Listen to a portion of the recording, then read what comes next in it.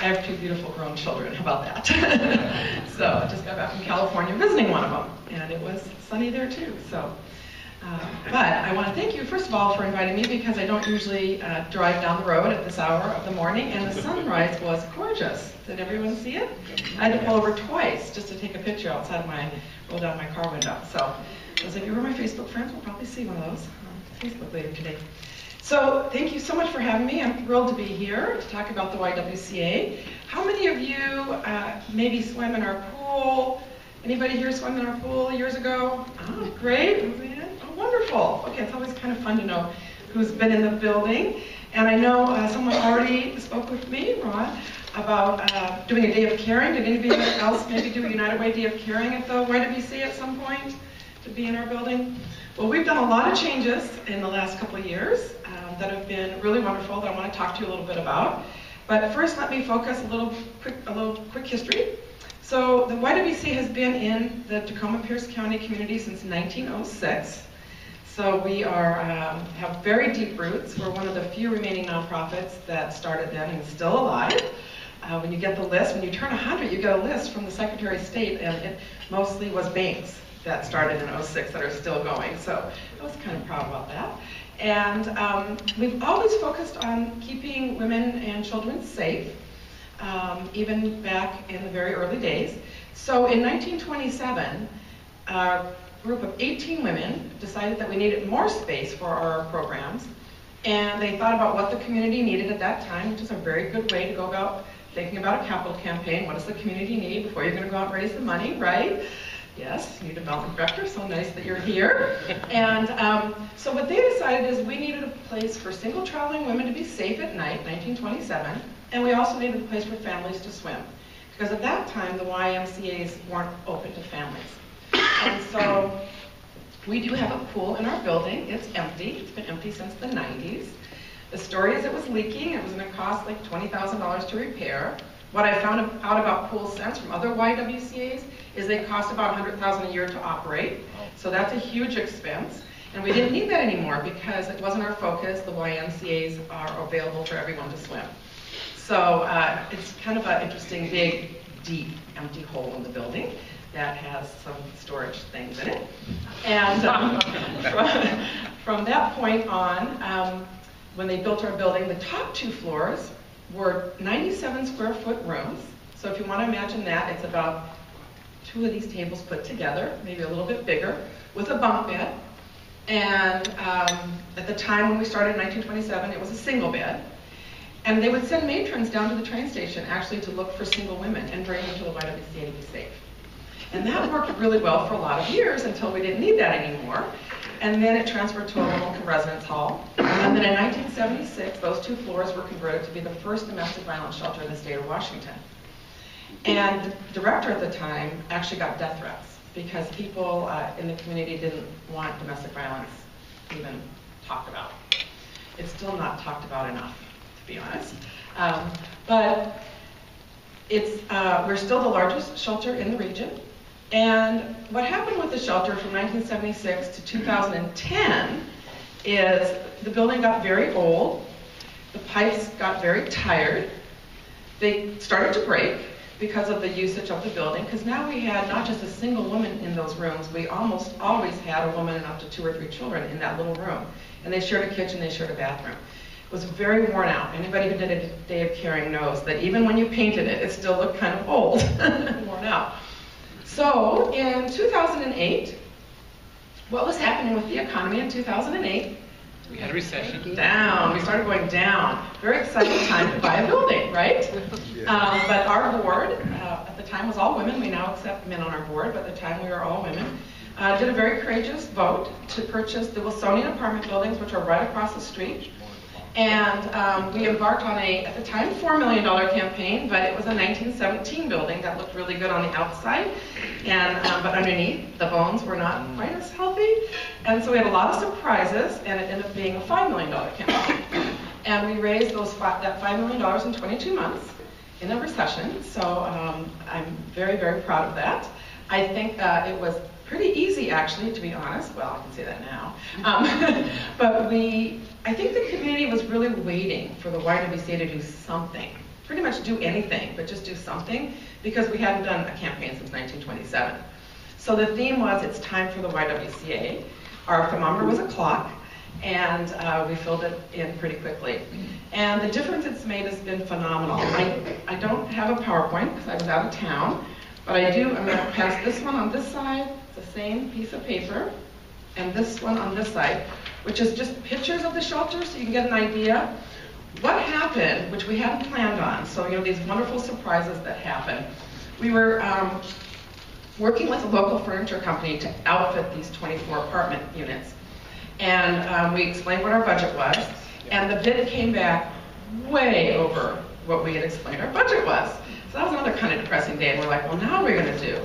Well, we had, I had a board president at the time who worked with a local designer for her home. And she said, would you be willing to meet with her? I think she has an idea. And I said, absolutely. And we met with Patty Bruce as the designer, and she said, I saw an article in a magazine once where there was a homeless shelter in California with very small rooms, but designers stepped up to outfit those rooms. And she had a magazine article that had some photos in it. She goes, I would like to do that for your shelter, and I will coordinate it and try to get all my designer friends to come on board. And so we said, fabulous, because I figured even if it was only 3 rooms, that's 3 less rooms that we're going to have to outfit. And in the end, every single apartment was adopted by a designer. And so what you see in the photos, these beautiful apartment buildings, every apartment has their own kitchen and their own bathroom. They range in size from 250 square feet, which would be for a single woman or man, we now take men in our shelter, all the way up to 1,300 square feet with views of the mountains. Can you imagine the sunrise from those windows this morning would have been stunning.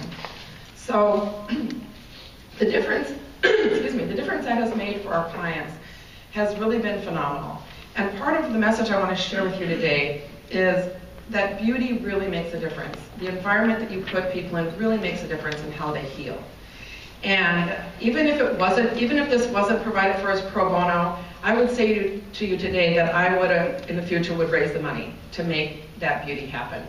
Because sometimes good enough isn't good enough. And I think sometimes I run into attitudes of, well, they should be grateful for anything they get. They're out of their abusive situation.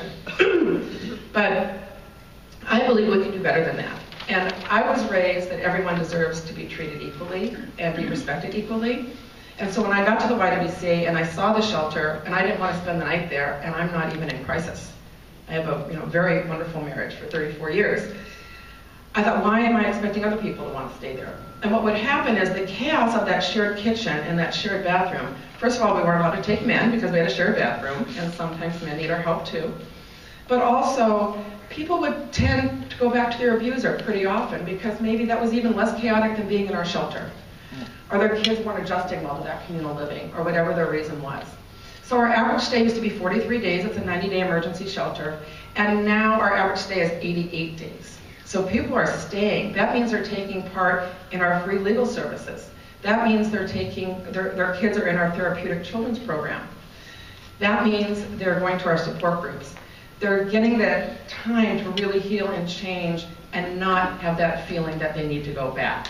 So that is huge, because the average, national average is that a woman will go back 7 times before she actually makes that break. And if that happens in our shelter, we don't pass any judgment on that. It's hard, especially for the staff who work with that and maybe fall in love with those children and that victim. But what we say is, we understand that's your decision. We just want you to know you're welcome to come back anytime. Just please don't tell your abuser where you work, because that might make it less safe for you when you do come back. So, and they usually will come back. And usually the abuse was worse than the first time when they left. So we have all those wraparound services for our clients. I'm very proud of our legal program. We have a full-time attorney. We're about to add a second one because that's how busy we are. And women can get, and men, we serve actually more men in our legal program than our shelter, can get free legal services, everything from protection order to divorce, child custody, all those kind of things that will help with that systemic change for them. We also have a housing program. It's a partnership with the Pierce County Housing Authority. And our next goal is to build apartments actually on our parking lot. We own quite a bit of land there, which is nice.